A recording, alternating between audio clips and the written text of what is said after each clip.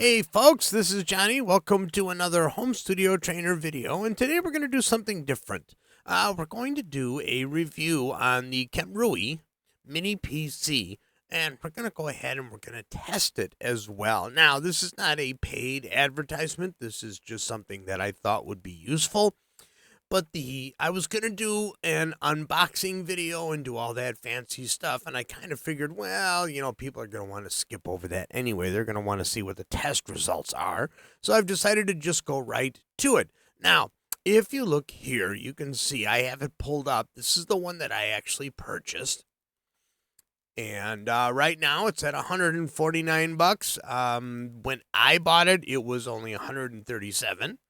And it was like $152 out the door after taxes and everything.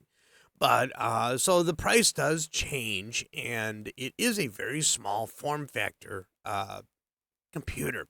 So if you look at the video here, you can see this is the size of it right there. That is it. So I don't want to play that too much and get a copyright strike.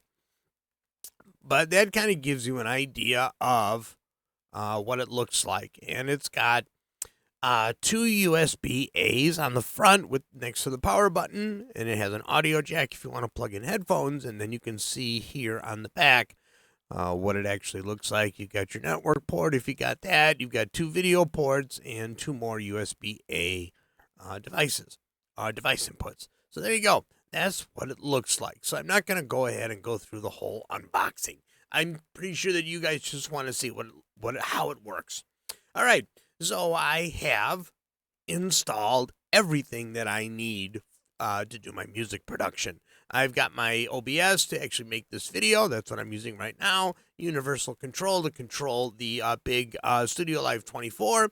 I've got Studio One installed. So let's go ahead and get right to it. Let's go ahead and double click on Studio One. I can also do the taskbar if I want. Also, you should know that the box actually comes with Windows 11.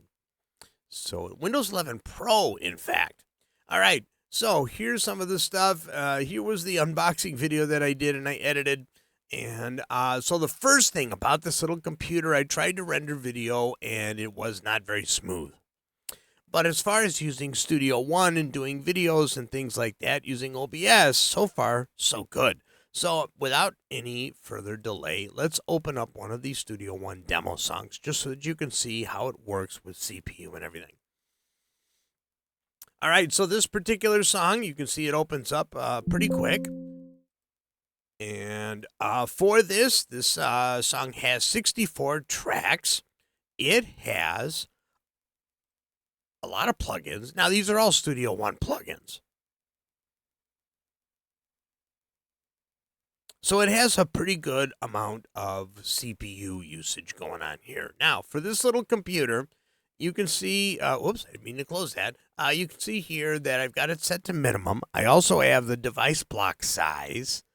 Let me actually go to that options. I have the device block size set at 256. So if you want a little bit less CPU usage, you can actually jack this up to 2048 if you wish. But this is what I use to record.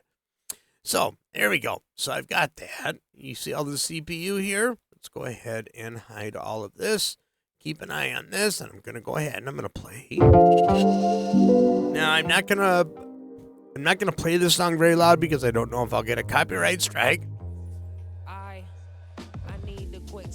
But you can see that there are no CPU spikes at all. It's holding pretty steady, just below 40%. Right now it's running 33. And of course, as different sections of the song comes up, we'll be able to actually see some CPU increase. Or maybe not. Now, this is the internal hard drive. It's only a 256 gigabyte hard drive. Let's go to the chorus. There we go. All right, so just popping right there in the chorus, you saw a little disc option there, but the song did not stop and it did not hesitate. There we go, just like that. So you guys get a pretty good idea on how the CPU usage is going to be. So now, let's close this. I don't want to save. And let's go to a song that I created. So this is from my Splice song live stream that I did a year ago. And this song boots up really, really fast. It has only got 10 tracks. And it only has a few plugins. So this one I can play a little bit. This is it. And you can see it doesn't do much at all. This is it.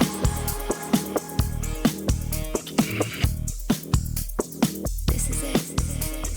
I've been missing you, babe. So you can see that the response time opening up Studio One, opening up different songs, is actually quite good for such an inexpensive PC. The thing to remember is that if you're using a lot of heavy third-party plugins and stuff, it's probably not going to be what you want. If you're doing a huge video editing session, it might not render accurately. And that's the limitations of the PC itself. But if you're just getting started with Studio One, one of the things that you can do if you get the AudioBox GO, if you're just really looking for just 2 inputs, get the AudioBox GO. It is exactly the same size as the PC. Put them on your desk and get the M7 mic, which is what I'm using right here. You can also get one of the kits for the AudioBox GO, which comes with the HD7 headphones, the M7 mic, and an AudioBox GO. Get this little PC and you spend under $500 and you can pretty much do whatever you want in Studio One within reason. If you're using only Studio One plugins and things like that, that's going to be the big thing because you're going to save on a lot of CPU. If you're only doing like maybe 20 or 30 tracks, that's going to be a big saving for you. This PC should run just fine. It should not have any issues. But again, for beginners, for people that are just getting started, maybe one of the questions on the post that I made in Facebook, somebody said, would this be a good computer for my wife if she's just doing like online stuff and surfing the internet? Perfect for that. It is actually quite good for simply opening up web browsers. Here we go. And you can see that there is no hesitation in any of this stuff. I can go to my Facebook page. Just like that, everything opens up really fast. I can page through things and no hesitation at all. So, what do you guys think? I'd really like to see your comments down below. Do you think it's worth a chance, or are you really feeling like you're going to be doing a lot of third-party plugin stuff? For the way that I record my music, which I really don't do much anymore since the voice loss, but projects that I do for clients, like mixing and mastering, it's perfect. It actually works really, really well for huge mixing projects and things like that.